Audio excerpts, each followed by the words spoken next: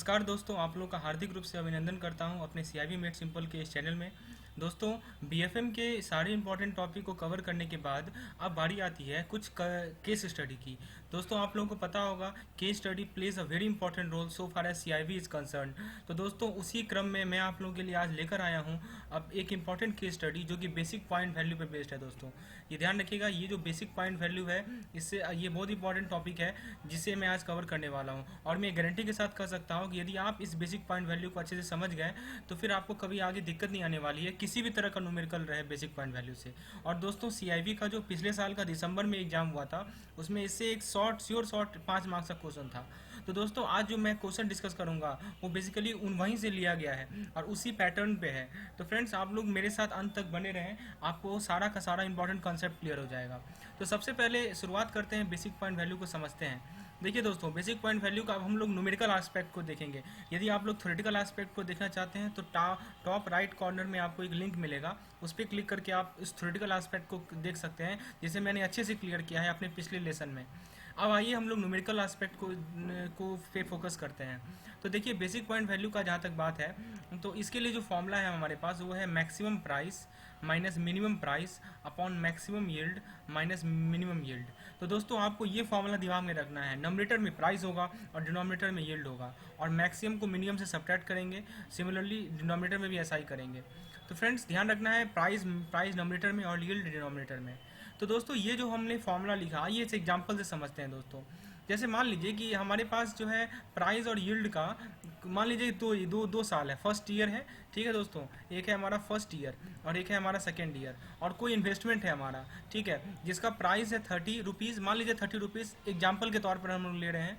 First year में था 30 rupees और सेकेंड ईयर में हो गया 25 रुपीज़। यदि फर्स्ट ईयर में 35 था, सेकेंड ईयर में था 30। ठीक है, हम लोगों ने दो केस लिया। ये हमारा पहला केस है और ये हमारा दूसरा केस है। दोस्तों, चलिए उसी तरह यील्ड में आ जाइए। यील्ड में भी हमारे पास 2 साल है, एक है हमारा फर्स्ट ईयर और एक है हमारा सेकेंड ईयर। तो यील्ड भी देखिए, पहला केस में 7 था, दूसरा केस में 9 है, मतलब दूसरा केस में 9 है यहाँ पे, और उसी का रिवर्स है यहाँ पे सेकेंड ईयर में। तो दोस्तों, यदि मान लीजिए यदि आपसे पूछा गया कि फर्स्ट केस में, ठीक है, फर्स्ट केस में आप ये बताइए हमें, मान लीजिए आपसे पूछा गया कि फर्स्ट केस में, जो फर्स्ट केस है हमारा, तो आपको यदि पूछा गया कि बेसिक पॉइंट वैल्यू कितना है। तो दोस्तों, आप ये देखिए, फर्स्ट केस में फर्स्ट ईयर में कितना था हमारा प्राइस, वो 30 था, और सेकेंड ईयर में कितना हो गया 25। तो हमने क्या बताया आपको, मैक्सिमम माइनस मिनिमम करना है, तो 30 माइनस 25 करेंगे। तो यहाँ देख सकते हैं दोस्तों, हमने क्या किया है, 30 माइनस 25 किया है। ठीक है, उसी तरह आप देखिए, अब हमें डिनोमिनेटर में क्या लेना है, यील्ड लेना है। तो यील्ड कितना है, 7 है, और यहाँ पे यील्ड कितना है, 9 है। 7 और 9 में से बड़ा क्या होता है, 9 बड़ा होता है। तो हमें मैक्सिमम को पहले लिखना है, मिनिमम को बाद में लिखना है। तो 9 माइनस 7 कितना हो जाएगा, 2। तो दोस्तों, इसे आप लोग कैलकुलेट करेंगे तो ये वैल्यू आ जाएगा 2.5। तो ये हमने बेसिक पॉइंट वैल्यू को निकालना सीख लिया। दोस्तों, करना कुछ नहीं है, सिंपल सी बात है, प्राइस को लीजिए, आपको 2 प्राइस दी गई होगी, और यील्ड को लीजिए, वो भी आपको दी गई होंगी। दोनों के मैक्सिमम को मिनिमम से सब्ट्रैक्ट करना है और फिर दोनों को डिवाइड कर देना है। ये बेसिक कॉन्सेप्ट है। अब देखिए, यहाँ पे 2 इंपॉर्टेंट कंडीशंस को मैं आप लोगों के सामने डिस्कस करने वाला हूँ, और ये 2 कंडीशन काफ़ी महत्वपूर्ण रोल प्ले करेगी जब हम लोग न्यूमेरिकल एस्पेक्ट को डिस्कस करेंगे। दोस्तों, ध्यान रखिएगा कि यदि बीपीवी बढ़ता है, यानी कि बेसिक पॉइंट वैल्यू यदि बढ़ता है, तो उस केस में हमें मल्टीप्लाई करना है और सब्ट्रैक्ट करना है। अब दोस्तों, अभी आप लोगों को नहीं क्लियर हो रहा होगा आखिर मैं क्या करना चाह रहा हूँ। अब मैं जस्ट इसके बाद कुछ केस स्टडी को डिस्कस करूँगा, तो वहाँ पे आप लोग समझ जाएंगे इन चीज़ को। तो बीपीवी बढ़ेगा तो मल्टीप्लाई करना है और सब्ट्रैक्ट करना है, और बीपीवी यदि घटेगा तो मल्टीप्लाई तो करेंगे ही करेंगे, लेकिन वहाँ पे ऐड करेंगे। तो रिवर्स याद रखिए, यदि बीपीवी बढ़ेगा तो सब्ट्रैक्ट करना है, और यदि बीपीवी घटेगा तो हमें ऐड करना है।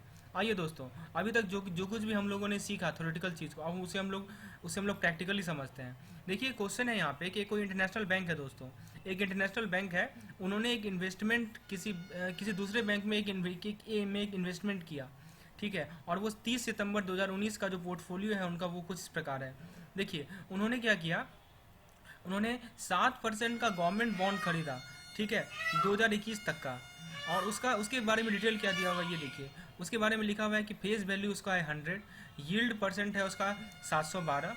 ठीक है दोस्तों, यील्ड कितना है 712, प्राइस कितना है उसका 108.40, और टोटल कॉस्ट कितना हो गया दोस्तों, तो 108.108400, यानी कि 1,08,400। उसी तरह वो जो बैंक है उन्होंने 9% गवर्नमेंट बॉन्ड में भी इन्वेस्ट किया, जिसका मैच्योरिटी है 2022, 3 साल के लिए। यहाँ पे 2 साल के लिए, यहाँ पे 3 साल के लिए। उसका भी फेस वैल्यू 100 रुपया था। उसका यील्ड था परसेंटेज में 7.34%। और उसका प्राइस था हमारा, एक यूनिट का प्राइस था 124 रुपया। तो टोटल यूनिट का प्राइस कितना हो गया, 1,24,000। ठीक है दोस्तों, सिंपल सी बात है। ओके, तो अब देखिए दोस्तों यहाँ पे ये टोटल कॉस्ट है, टोटल कॉस्ट जो उनको पड़ा। ये सब देखिए, ये सब डाटा हमें दी गई है, इसके बारे में आपको नहीं सोचना है कि ये कहाँ से आया। ये क्वेश्चन में आपको ऑलरेडी दिया रहेगा दोस्तों। अब देखिए, अब क्वेश्चन रियल यहाँ से स्टार्ट होता है। क्वेश्चन कह रहा है कि due to change in yield of these securities, हमारे पास दो सिक्योरिटी है दोस्तों, एक 7% का गवर्नमेंट बॉन्ड है और एक 9% का गवर्नमेंट बॉन्ड है। तो हुआ क्या दोस्तों कि इनके यील्ड में चेंज आ गया। ठीक है, तो अब तो क्या हुआ कि यील्ड और price change as under on March. हाँ, तो ये जो अब देखिए, अब हमारे पास एक नया चार्ट है। ये चार्ट कब का है, 31 मार्च 2020 का। और ये जो पुराना चार्ट है वो कब का था, 30 सितंबर 2019 का। आखिर नया चार्ट क्यों आया, क्योंकि इन सभी सिक्योरिटी के यील्ड में चेंज आ गया दोस्तों। तो उसके कारण क्या हुआ कि जो यील्ड था और जो प्राइस था वो दोनों का दोनों चेंज हो गया। देखिए दोस्तों, यहाँ पे यील्ड वाला कॉलम है दूसरा कॉलम, और ये प्राइस वाला कॉलम है। ठीक है, चलिए अब जरा देखिए क्या चेंज आ गया। तो बॉन्ड का वैल्यू तो वही रहा, 7% गवर्नमेंट बॉन्ड है, ये 9% गवर्नमेंट बॉन्ड है। प्राइस फेस वैल्यू तो 100 का 100 ही रहेगा। लेकिन देखिए यील्ड चेंज हो गया। अभी यील्ड कितना था, 7.12, अब कितना हो गया 7.32। अभी यील्ड कितना था दूसरा वाला, 7.34, अब कितना हो गया 7.65। तो चेंज हुआ ना दोस्तों। अब यील्ड यदि चेंज होगा तो प्राइस भी चेंज होगा ऑटोमेटिकली। यहाँ पे कितना है 108.40, यहाँ कितना है 105.80, यहाँ कितना है 124.00, यहाँ कितना है 120.50। उसी तरह देखिए आप कॉस्ट में भी चेंज आ गया। अब आते हैं रियल क्वेश्चन पे। क्वेश्चन कह रहा है what is the change in BPV for each basis point increase in yield for 7% government of India bond during this period. तो देखिए हमसे पूछा गया है कि बीपीवी में क्या चेंज आया। ठीक है, तो यील्ड किस बॉन्ड के लिए कहा गया है दोस्तों, 7% गवर्नमेंट ऑफ इंडिया बॉन्ड के लिए। हमें 7% गवर्नमेंट ऑफ इंडिया बॉन्ड के लिए बीपीवी में चेंज निकालना है। तो फ्रेंड्स हमारे पास फॉर्मूला तो पहले से निर्धारित है। ये जो फॉर्मूला है maximum minus minimum upon yield को डिनोमिनेटर में लिखना है और प्राइस को नोमिनेटर में लिखना है। तो बस इसी फॉर्मूले को यूज करते हैं। आइए जरा देखिए 7% बॉन्ड में क्या चेंज हुआ। तो दोस्तों 7% गवर्नमेंट बॉन्ड का पहले यील्ड था 7.12, अब ये हो गया 7.32। ठीक है, तो हम लोग डिनोमिनेटर में देखिए क्या लिख रहे हैं, 7.32 माइनस 7.12, और नोमिनेटर में क्या लिखना है हमें, प्राइस है 108.40, जो कि यहाँ है, और इस केस में हमारा 105.80। तो दोनों को हम लोग क्या करेंगे, सब्ट्रैक्ट करेंगे। ठीक है, तो वो हम लोग डिनोमिनेटर में लिखेंगे। यहाँ पे देखिए 108.40 माइनस 105.40, तो इसे आप लोग यदि कैलकुलेट करेंगे तो यह आ जाएगा 14.5। तो फ्रेंड्स ये जो 14.5 है यही हमारा क्या है, बेसिक पॉइंट वैल्यू में चेंज। ठीक है, तो यदि एक बेसिस पॉइंट इंक्रीज होता है यील्ड में, ठीक है, तो बीपीवी में क्या चेंज होगा, वो हो जाएगा मेरा 14.5। तो ये इस फॉर्मूले का एप्लीकेशन है जो कि हमने ऊपर लिखा था। आइए दूसरा नंबर क्वेश्चन देखते हैं। इस क्वेश्चन में पूछा गया है what is the change in BPV for each basis point increase in the yield for 9% government of India bond. तो पहला क्वेश्चन में 7% के बारे में कहा गया था, अब हमें 9% वाले केस में को डिस्कस करना है। तो देखिए 9% का जहाँ तक बात है तो उसका यील्ड कितना था, 7.34 था, अब कितना हो गया 7.65।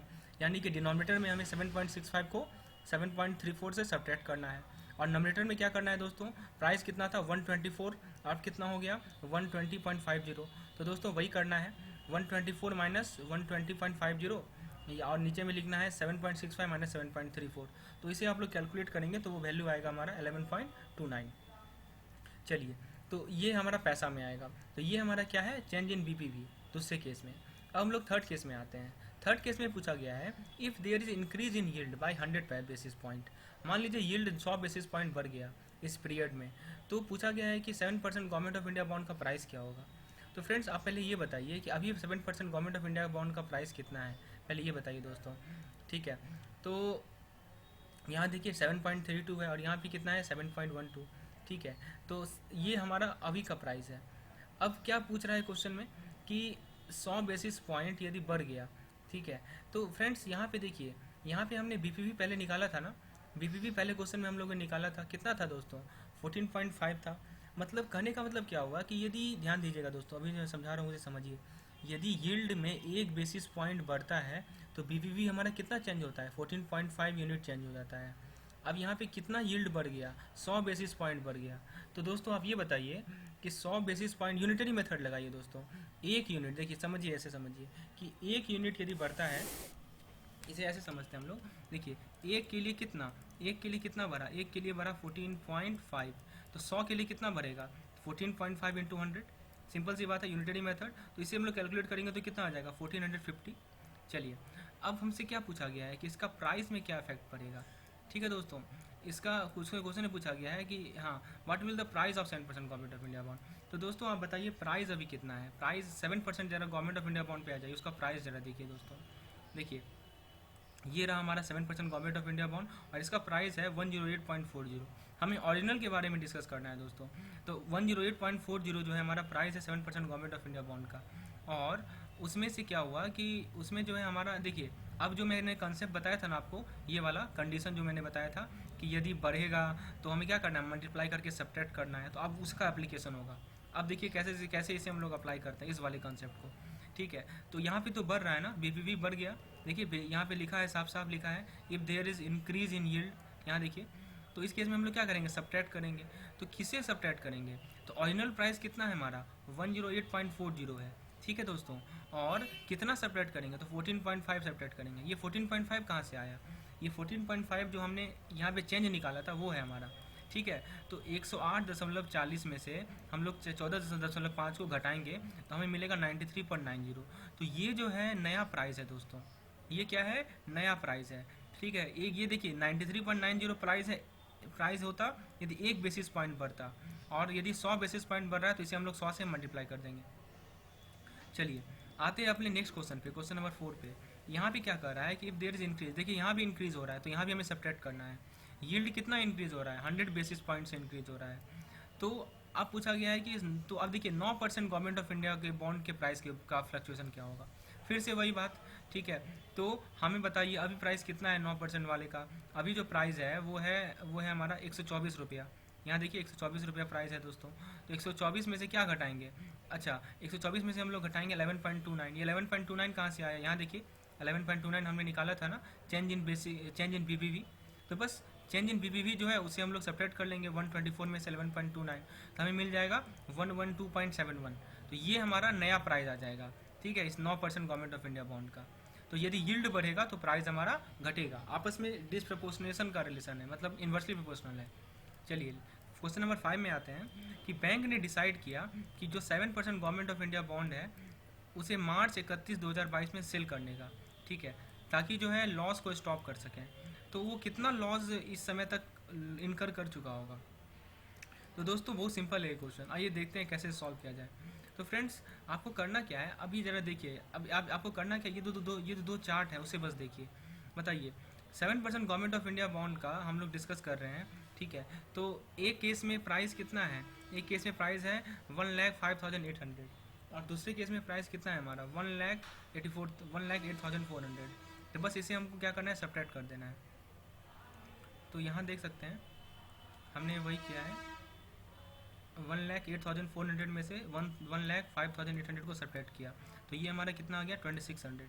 तो ये बेसिकली 2,600 क्या रिप्रेजेंट कर रहा है, ये रिप्रेजेंट कर रहा है कि उसे कितना लॉस हुआ। ठीक है, तो पहले उसी बॉन्ड का वैल्यू था 1,08,400, लेकिन अब देखिए मार्च में उसका वैल्यू कितना हो गया 1,05,800। तो सिंपल सी बात है, ये तो लॉजिकली आप लोग कह सकते हैं कि 2,600 का उस कंपनी को नुकसान हुआ। ठीक है, आइए अब जरा देखते हैं क्वेश्चन नंबर 6 को, जो कि लास्ट क्वेश्चन है हमारे सेगमेंट का। इसमें पूछा गया है कि यदि बैंक, अब देखिए पहले केस में 7% गवर्नमेंट ऑफ इंडिया बॉन्ड के बारे में था, अब है 9% के बारे में। तो यदि बैंक डिसाइड करती है कि 9% गवर्नमेंट ऑफ इंडिया बॉन्ड को 31 मार्च 2022 तक बेच देगी, ठीक है, ताकि वो लॉस को स्टॉप कर सके, तो फिर वो कितना लॉस करेगी। तो फिर से वही बात, अब देखिए जब हम लोग सितंबर का बात है, सितंबर 30 सितंबर का, तो उस केस में कितना वैल्यू था इसका 1,24,000 वैल्यू था। अब कितना हो गया वैल्यू 1,20,500। दोनों को सेपरेट कर दीजिए तो उतना ही तो लॉस हुआ उसे। यदि बढ़ता तो गेन होता, यदि घट गया तो लॉस हो गया, सिंपल सा लॉजिक है। तो 1,24,000 में से 1,20,500 को हम लोग क्या करेंगे, सेपरेट कर देंगे, तो हमें मिल जाएगा 3,500। तो दोस्तों हम लोगों ने 6 क्वेश्चन यहाँ डिस्कस किए और इन 6 क्वेश्चन से आपको उम्मीद है कंसेप्ट बिल्कुल क्लियर हो गया होगा। इसके अलावा और कुछ पढ़ने की ज़रूरत नहीं है यील्ड पॉइंट वैल्यू से रिलेटेड, ये जस्ट एक केस स्टडी था। तो दोस्तों कैसा लगा आपको ये लेसन कमेंट सेक्शन में ज़रूर बताएं, और आप लोग किस टॉपिक पे अगला केस स्टडी चाहते हैं उसके बारे में बताएं, ताकि मुझे एक आइडिया मिले कि हाँ ज़्यादा जनता को इस चीज़ में प्रॉब्लम हो रही है, तो मैं उसे डिस्कस करूँगा। और दोस्तों जो लोग फेसबुक ग्रुप से नहीं जुड़े हैं अभी तक, वो जुड़ जाएँ, उसका डिस्क्रिप्शन में आपको लिंक मिल जाएगा। तो फ्रेंड्स इसी तरह हमारे साथ बने रहें, और भी लेसन को लाइक करें, चैनल को सब्सक्राइब करें और दोस्तों के साथ शेयर करें। धन्यवाद।